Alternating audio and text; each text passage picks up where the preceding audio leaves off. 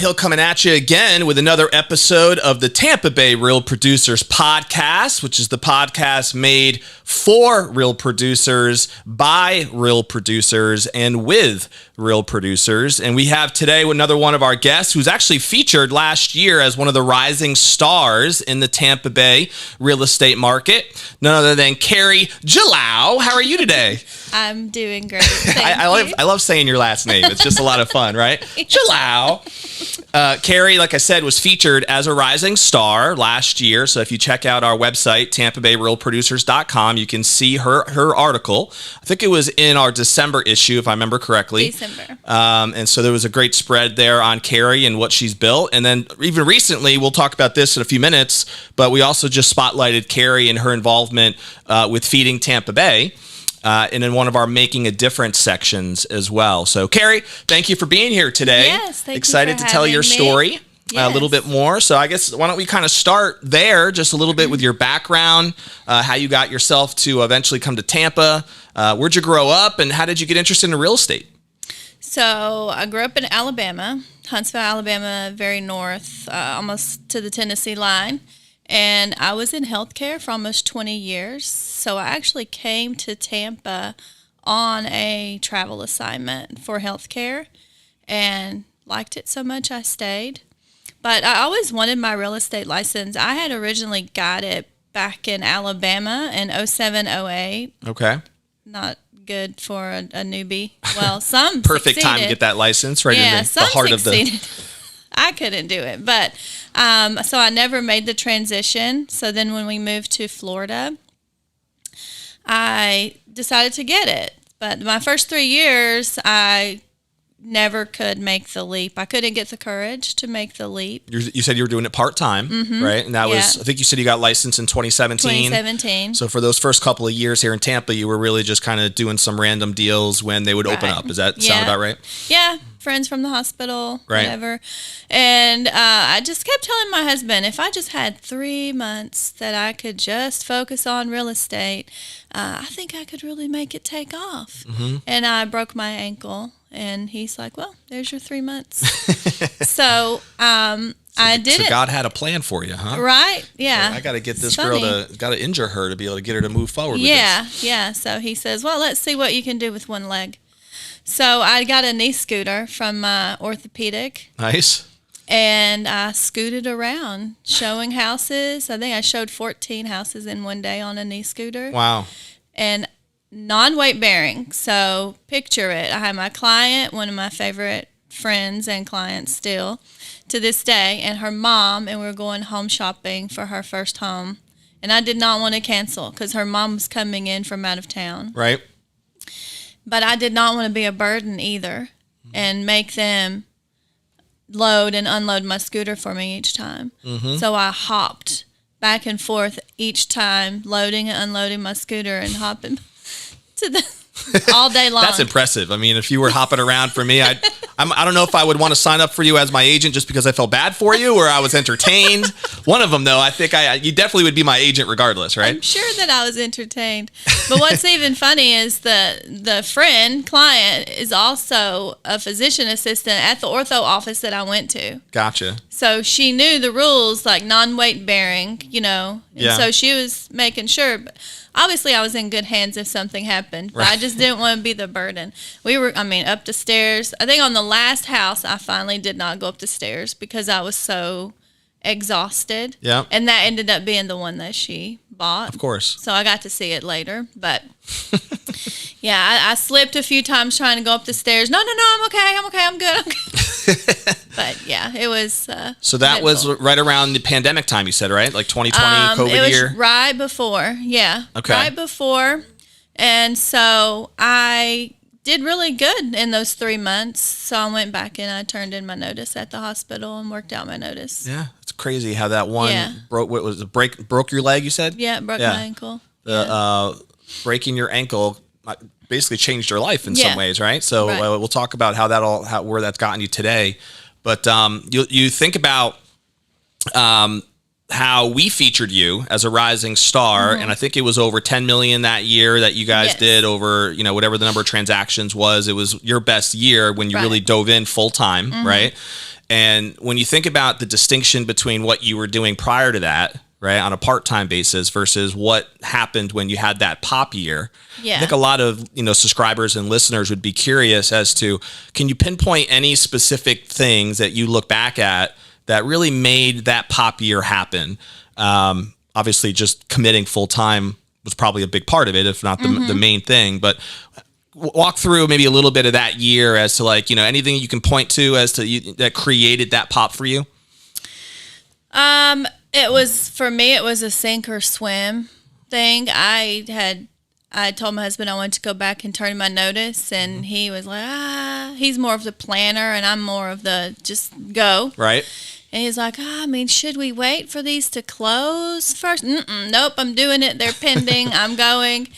So for me, it was more of, I have to do this. Yeah. It has to work.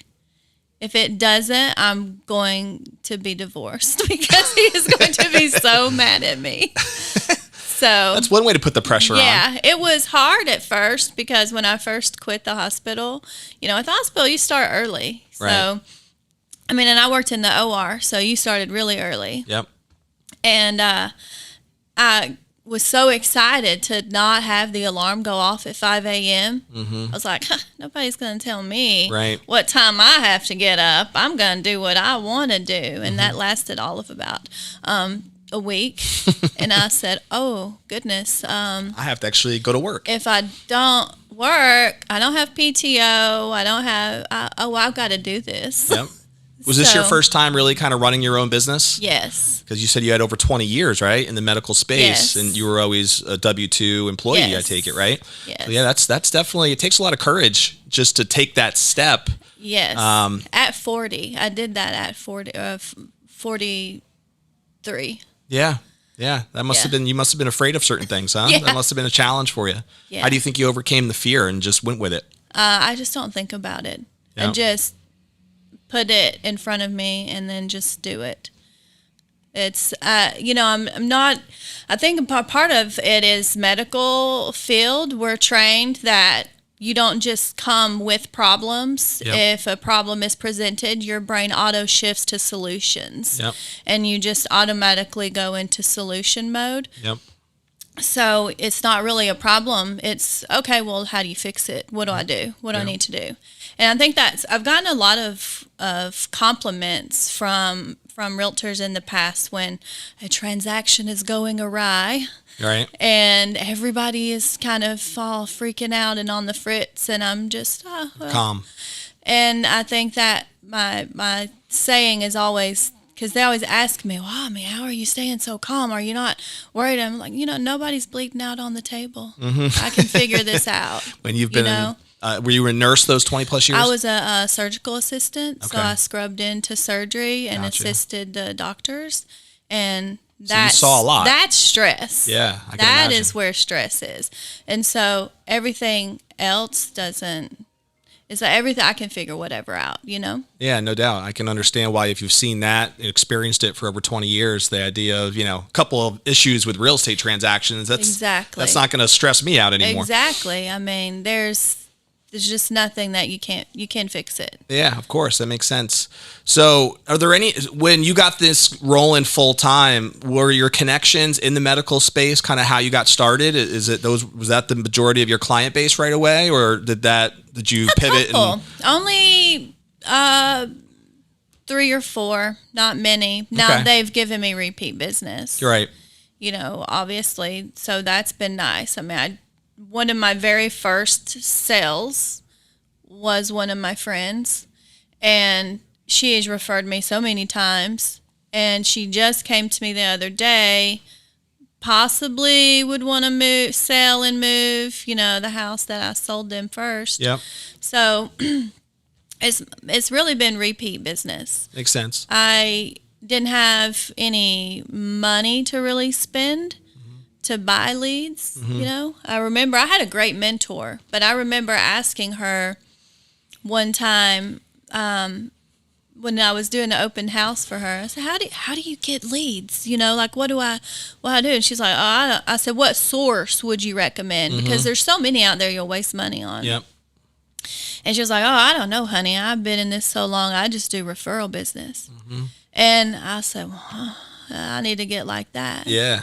And I've not paid for any leads. I've built my business slower probably than most because it's literally just been on connections. 100% referral. Nice.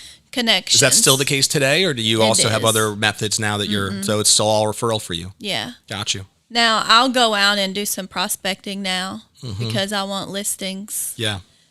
And more, not more than buyers, but, I want listings, and you kind of need a prospect if you want to get a good buildup of those. But if you had to do it over again, Carrie, is there anything you would point to that, hey, this was a mistake that I made, I probably should have done this different? Anything come to mind that you would have done different?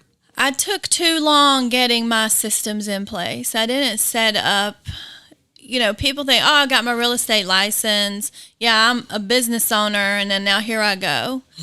And you don't get the proper systems set up. I know my accountant's not been happy with me for a little bit. She's been trying to get me straightened out. I don't think most accountants are very happy with most of their clients. But you don't know what you don't know. Right. And you read things, but you don't know. Like, does it pertain to this, or what is the loophole for this, or so, but I'm in good hands now, so hopefully you mentioned you had a mentor. Are you still working with that person, or do you still have anyone like that? No, I had her for my first 5 transactions. Got you. And it was the brokerage that I was at before where I am now. You're with Douglas Elliman now, right? Right. Okay. So I was with EXP. Yeah. And I went to EXP because I was looking for a mentor. Yeah. Originally, I went to Coldwell Banker. Okay. But I couldn't really get any help at Coldwell Banker because everybody was so independent, and they didn't really have a mentor program. And I saw that EXP did, and it was when EXP was new, so they were really big on the mentor thing. Yeah. So I got really lucky and got a great mentor that was here in Tampa, top producer, fabulous. And I learned a lot from her. And because of her help and pushing me is the only reason that I did not become that statistic. Yep. Because I was here, never lived here, didn't know anyone. Yep. No friends and family around. At the time, hadn't really made friends. Was this during your part-time years, or this was when you committed to the full-time? It was in the part-time. Gotcha. Yeah. So I did my part-time stuff with her.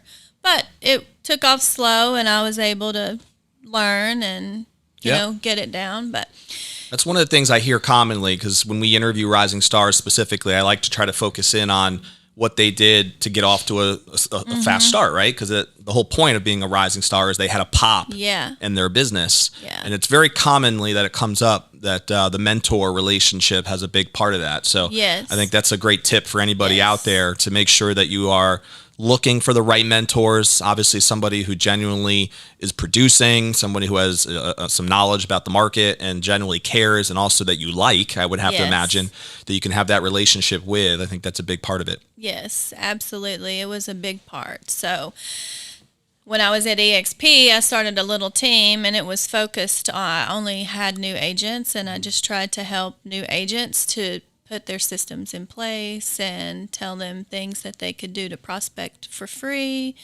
and just different ideas to help them. But we did really good, but it just became to where I was always at home mentoring. Yep. And then I was never able to be out selling and things, which is what I wanted to do. Yep. So I always had this, craving for real estate development. I find real estate development to be just real fascinating. Cool. You just look at this pile of dirt, and then it all of a sudden is this turns magical, into something beautiful pretty. place. So I had been eyeballing Douglas Elliman for a long time. Of course, they're really big over on South Florida. Yeah. And they're really big with development. And they had opened an office here. And when they did, I went and spoke with the broker. Is that here in the Tampa office? The office is in St. Pete. Okay. Megan was the broker over there, right? Yeah, she just left. Yeah, I saw that. Yeah. Megan's a sweetheart for sure. Yes. But that's the office I'm familiar with. Yes. Do they have a Tampa location too? Not yet. Okay. No. Okay. So I went over there and, she looked at my numbers and said, that my sales had increased year after year, and that's what they like to look for. And so she brought me on. And I actually have opportunities to do a little mentoring there, which is what I like. I've always been a teacher. Even in the medical field, I was the preceptor. I was with the person that the new people got put with, because I was nice and I would help them. Sure. And I enjoyed it. Mm-hmm. I enjoyed it. I like helping people develop. And you're working on a development project now, I think you said, right? Yes. So Douglas Elliman has their first project now. It's in St. Petersburg, 92 luxury townhomes. So I have 92 listings. Nice. There we go. Yeah. Are they selling them already? Yeah, already selling, and it's going really good. I mean, it's exciting, and it's exciting to be a part of the first one. Mm-hmm. Do you live in St. Pete? No. Okay, that's a bit of a commute for you then, It huh? is. Yeah. Yeah. Where do you live over here? In West Chase. Okay. When we first moved down here, actually from Connecticut, that's where we lived. Yeah. For a little while. It's a pretty neighborhood. It is. Yeah. It's a little far, I feel like, takes forever to get to the highway. I feel like. Depending on the time of day. That veterans could be brutal too, right? Yes. Yeah. Today it was holiday, so I got lucky. Right. What about, so now that you've been in it for a couple of years, from your perspective now, Carrie, what do you think is the most rewarding thing about, your experience in real estate that you like the most? Is something resonated with you that you look back and you're saying, I'm now doing this full time. So what's the biggest, would you say, rewarding or beneficial thing that you've gotten from that full-time commitment? I could sit here and say flexibility or control of my schedule. If I did, I would be lying because you just don't have that. I mean, it takes work. You have to set boundaries, which I've learned, which has taken me a little bit, but it does. Like this week, my grandkids decided to pop up unexpected. Hey, a few days notice, we're coming to see you, and I was able to clear my schedule and stay with them. And if I were still in the hospital, there's no way that would have happened. They would have frowned upon taking some time. They would have frowned upon calling out for a week. Yes, I can imagine. Yeah, so there is some flexibility to it if you can make it happen. But the key is that you're the one providing that structure. Yes, that's the big key. You're in control of it. Yeah, and. I remember being at dinner one night in Alabama, and I had a client texting me about their new construction home, some things going on. It was like 9:30 at night, and I was answering them back. And my daughter said, "Why are you on your phone? We're at dinner." I was like, "I'm working at 9:30 at night." And my husband has said that to me before, too, when we've been at dinner. He's like, we're at dinner. Yeah. So I have to... I'd be lying to say I haven't had the same conversation with my wife at times. Yes. So I've tried to make it a point that, when I am at dinner, I'm at dinner. Right. And there is not an emergency in real estate after 5 p.m. that can be addressed. Because everybody is gone, title, lender, whatever. So I'm going to have dinner. Now, after dinner, if I want to answer it, I will. But I have learned that you have to set boundaries. So that flexibility that you've been able to create, looking back, comparing that to what you used to have to, the schedule you used to work, which I know was long hours in the medical space, would you say that distinction was probably one of the most beneficial things that you got from it? That makes sense. It's been huge. Cool. My husband's a pilot. And so when I was in the medical field, sometimes our schedules would completely be opposite. Right. He's already gone 4 or 5 days in a row. So then, goodness, excuse me. There's some water if you need it. Oh, yeah, forget my water.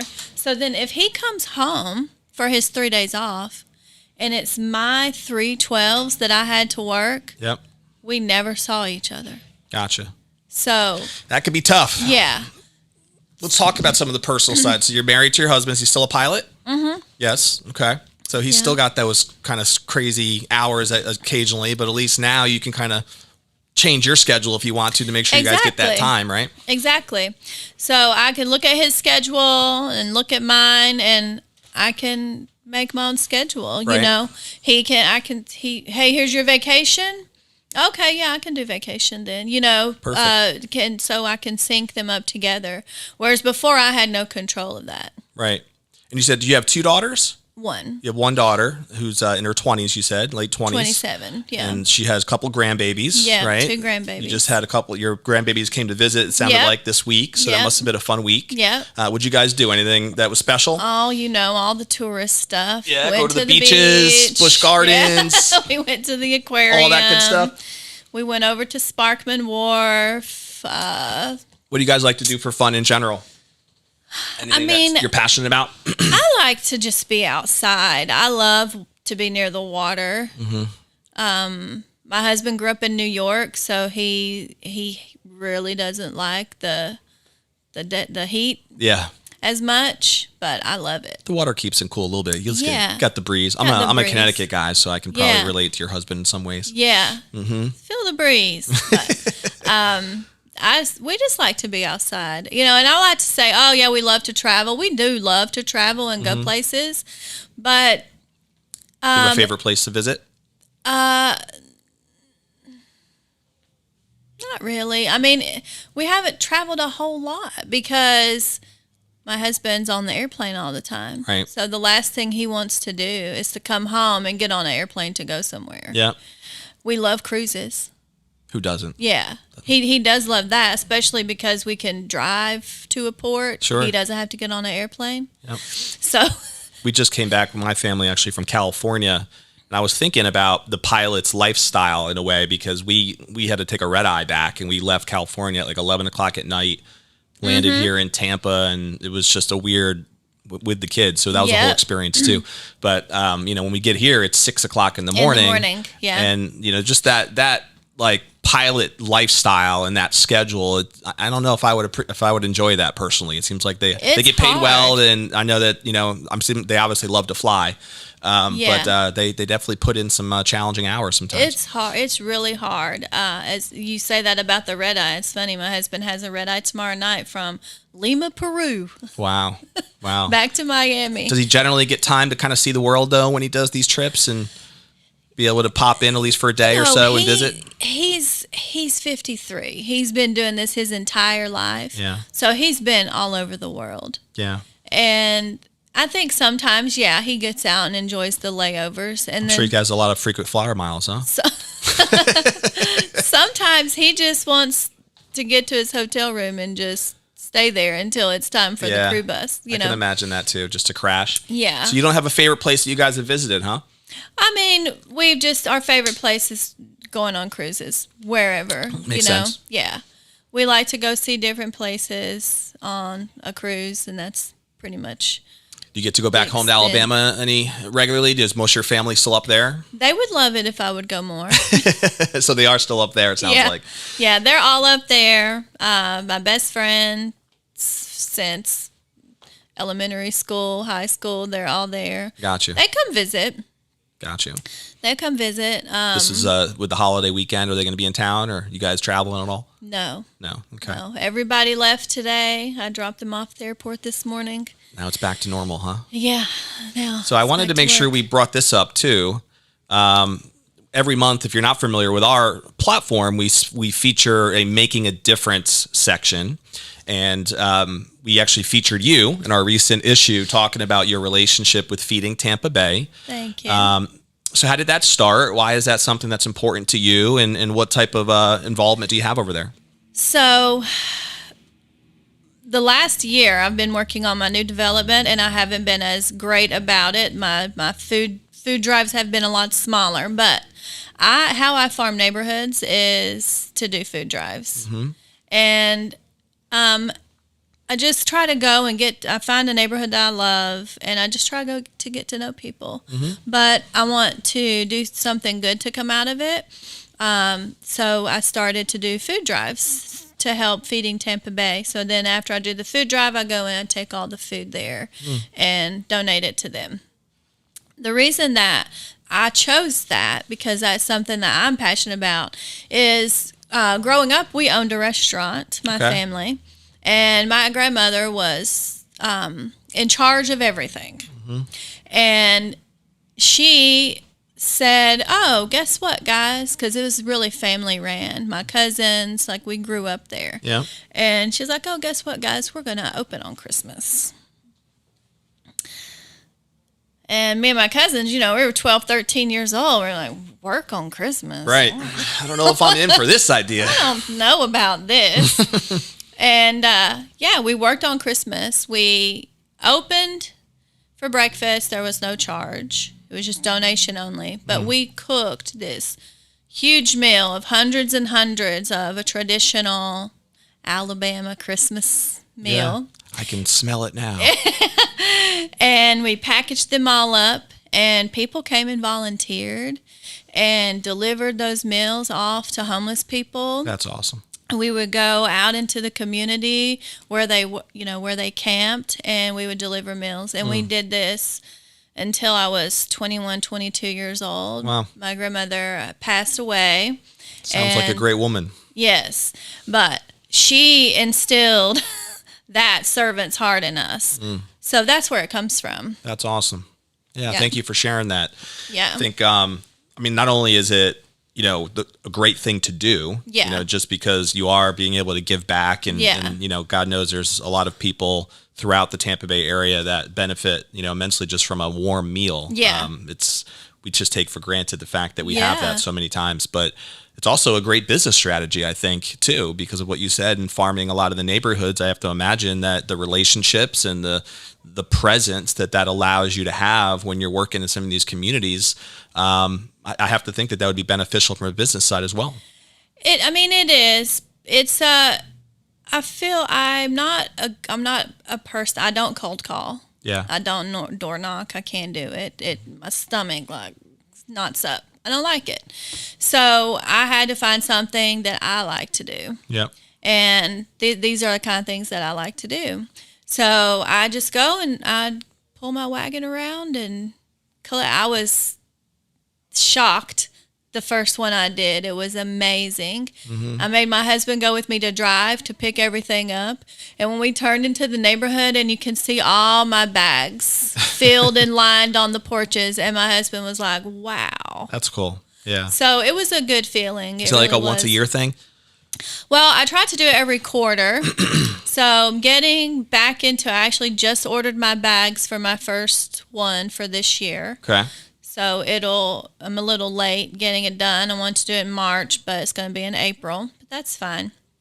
I don't know. I think that there's just too big of a world to not be, no doubt, to be nice, to meet people. People do business with people they like, know, and trust. Yep, so amen. This is a relationship business, and you got to build the relationship, and then the business will follow. And that's just an extra perk of it, because if you can do something to help people at the same time, why not, right? As a pilot wife, I find myself home alone a lot on holidays and things like that.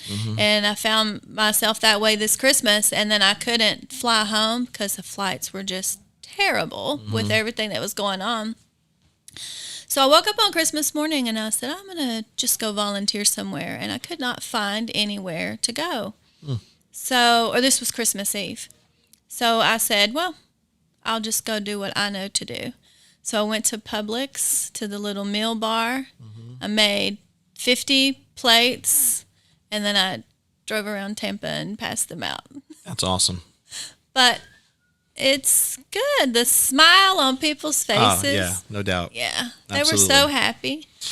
It makes you feel good, too, when you know that you're does. helping people and doing something that It does. It doesn't, a lot of people, if they've never taken the opportunity to just serve, right, in some way, whether that's through your church or through a local charity or through some sort of an organization, recommend anybody, do what Carrie's talking about and just serve at least once a year. Like, spend a day, spend some time, because it really people helping people. That's what's needed. I tell my mentees that all the time. This can't be all about you. Right.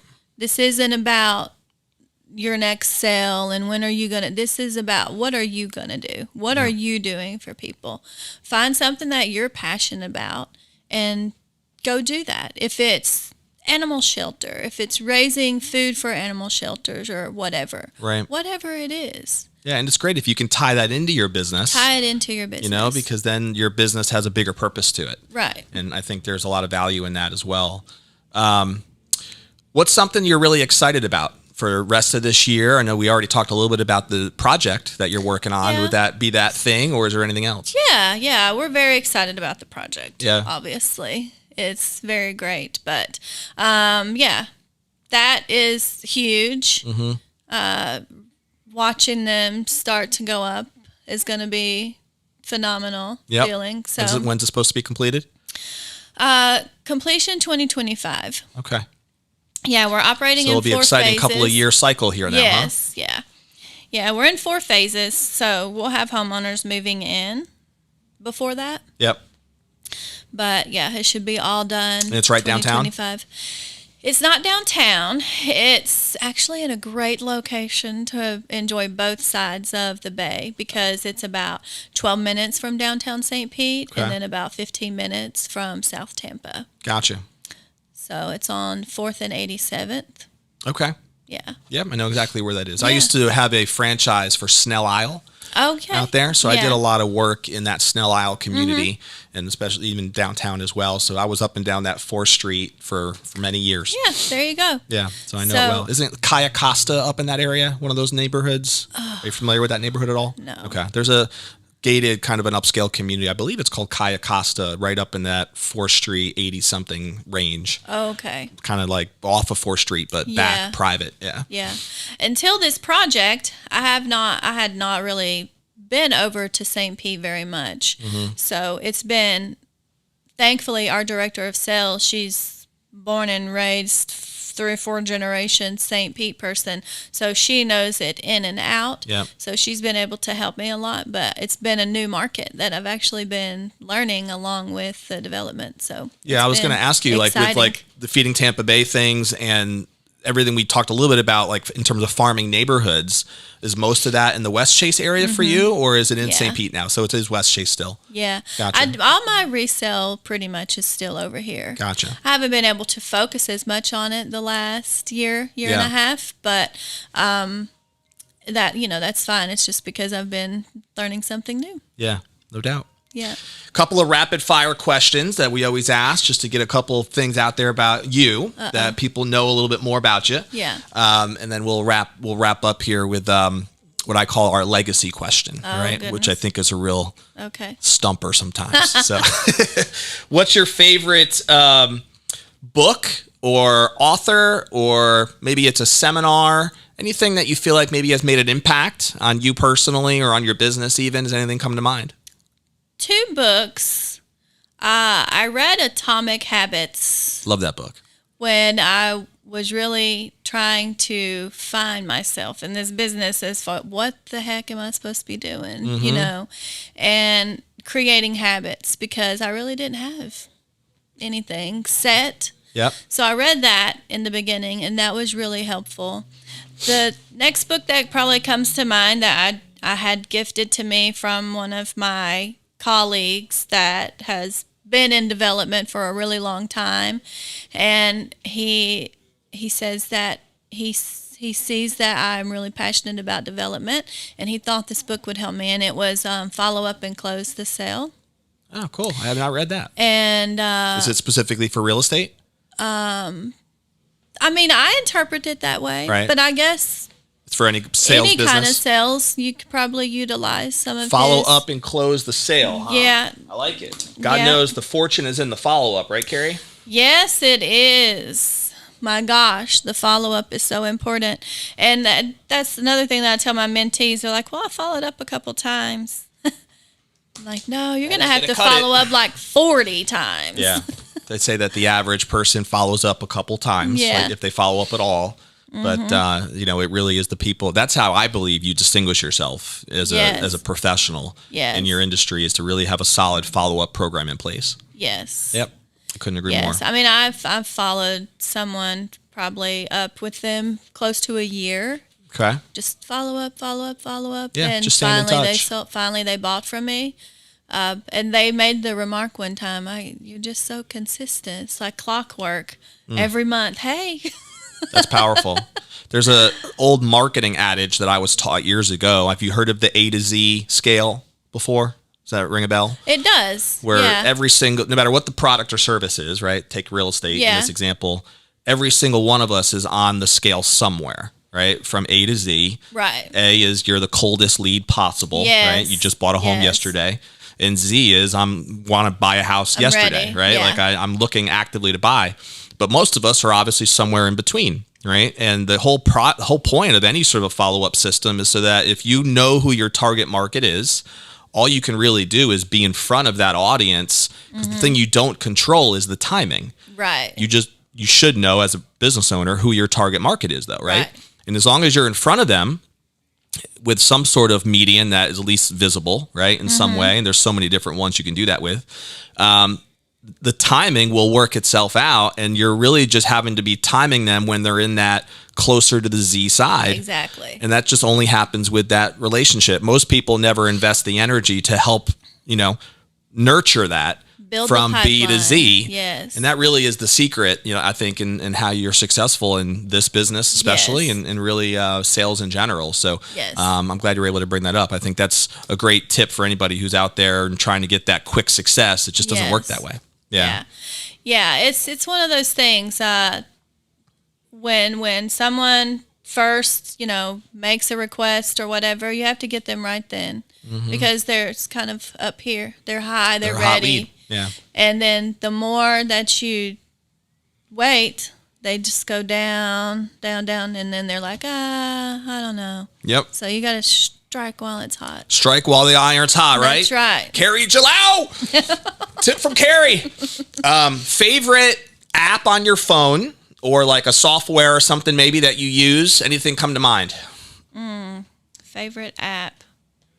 Oh, my gosh. None of them.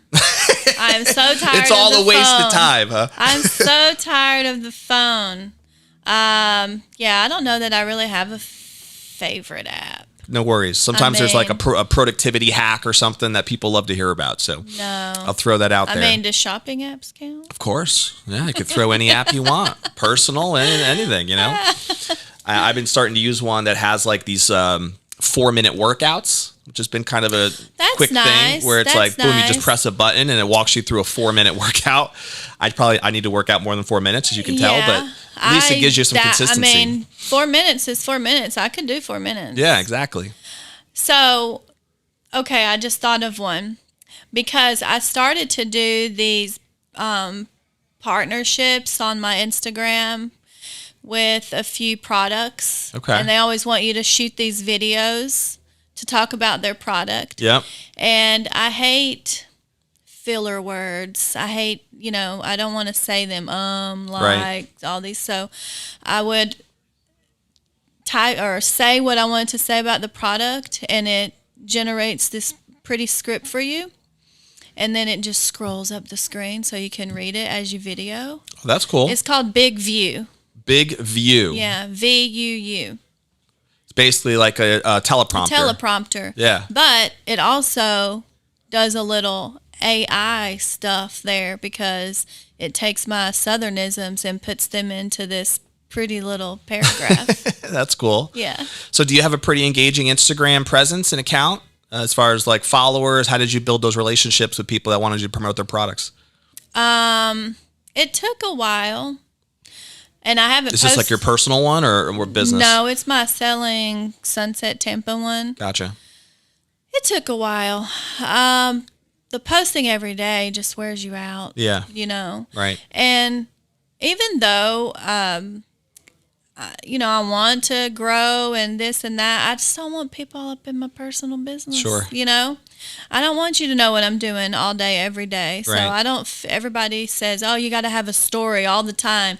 Do this and shoot. And I just don't want to do all that. Right. So I've tried and I've got it kind of to where it's, presentable. But Well, you must have been doing something right in order to have these companies reaching out to you about wanting to promote their products, right? Yeah, I mean, it's been a couple. So I think one was that the Moment brand. Okay. And it's maybe they saw I was drinking too much wine. I don't know. Because it's all about, drink this. It looks like wine. It tastes like wine, but it's not wine. And then the other was Pet Joy supplements for my dog. So Okay. I think maybe I posted my dog a lot. So like, oh, hey, she's an animal lover. Makes sense. So those two so far. Gotcha. Yeah. Yeah, I'll have to follow you on Instagram now, Carrie. I didn't know you had that flowing over there. Yeah. So I know we talked a little bit about how really referrals has been your bag, right? That's how you've built your business. But I'm assuming even social media and some of that has played some role based on what you're saying. Honestly, I've never gotten a lead from social media. Got it. So it's just you living out loud, huh? Yeah, I hear realtors say that they kill it. All my leads come from some social do. media, and I'm their sure whole that they business. do. Yeah. But I've never had a single person reach out to me and say, "Oh, hey, I want to talk to you about real estate." Yeah. Real estate or buying and selling my house or nothing like that. I mean, if I have, it's people that I already knew. Gotcha. Like one of my old buddies from the hospital, I had posted something, and then she sent me a message and said, "Hey, I've been meaning to call you. I saw your post," and she wanted to buy a house. So that's usually how it works, but right? Not organic. Not strangers that are just following you. Makes sense. Favorite food? I mean, do I got to pick one? As a Southern belle in Alabama, I'm sure you have a couple of different ones. Huh? I like all kinds of food. I love my food back home. Every time I go back home, my daughter, my best friend, they all know I've got certain stops I have to make. But I love all kinds of food. Mama knows what that is, I guess, huh? Yeah. When you're ready to pop in. Yeah. Favorite movie? Oh, Stepmom. It's always been one of my favorite That's a funny one. movies. Yeah. I've seen like bits and pieces of it. I don't think I've actually seen the whole thing, but what I saw of the clips where it was funny. Yeah. What's the name of the main? Julia Roberts. But isn't there, what's Susan the other? Sarandon. Maybe I'm thinking of the wrong movie then. What's the woman's name? She's a heavyset woman, but she's hilarious. You know what I'm talking Melissa. about? Yeah. Isn't she in that? No. She's not. This is an old movie. Oh, interesting. Okay, so I'm totally thinking of a different movie then. Yeah. Yeah. I thought it was called Stepmoms, though, where it was a couple of the women from like Saturday Night Live, and Melissa was in it. And I could have sworn it was Stepmom. Maybe it's something else, I guess. Yeah. Anyway, so Stepmom is a favorite, huh? Yeah. Okay. It's an old favorite. And Clueless. Oh, that's a classic. It's a classic. I had a big crush on Alicia Silverstone. So. Oh, well, there you go. I think my husband probably did too. I think most guys my age did at those times. All right, we're going to end with this. So, we all, as you said earlier, I think when you're working in the medical field and you're seeing life and death in front of you, sometimes that gives you a proper perspective as to like how real estate isn't necessarily life and death with the challenges and things. But at the end of the day, like we're all going to pass one day, right? And have a legacy that hopefully our time here means something and we're building something that matters. When you think about, Carrie, what you'd want your legacy to be, what are some thoughts that come to mind that matter to you that you'd want to be remembered for? I just want to be remembered for being kind. Mm-hmm. There's so many mean people in the world. There is, unfortunately. Just, nasty, And I just don't, I hate seeing people be bullied. I don't like seeing people be talked down to. So for me, I just want to be known to be that person that maybe when you were at a hard time in your life, I made you feel good or have a good day. You got that Southern gal heart right there. That's what it is. And your grandma seems like it installed that in servant's heart in you as well. Oh, yeah. Can't be mean or she'll she'll make sure that she does something, huh? She'll make her presence known. You don't want Big Mama on you for sure. Well, Carrie, this has been fun. I appreciate you carving out some time to be able to join us here today and telling your story a little bit more. I think as a rising star, it's those first couple of years for a lot of people in real estate is tough. And, you making that decision to go from the part-time to the full-time and then seeing a result from it, is inspiring to see what's possible when someone really just dives in and commits which is what you said you did. Yes. To be able to get to that next level. So I wish you all the best for the rest of this year with the new project, of course, Yes, in St. thank Pete. you. Hopefully we'll see you at a bunch of our events coming up as well. We'll continue to do those throughout the rest of this year. And you guys can subscribe at our YouTube channel, Tampa Bay Real Producers. Just search us on YouTube. You can also find that through our website, like us on Facebook, follow us on Instagram, all of those different places. So, Yes. guys, check it out. We'll see you later. Thank you.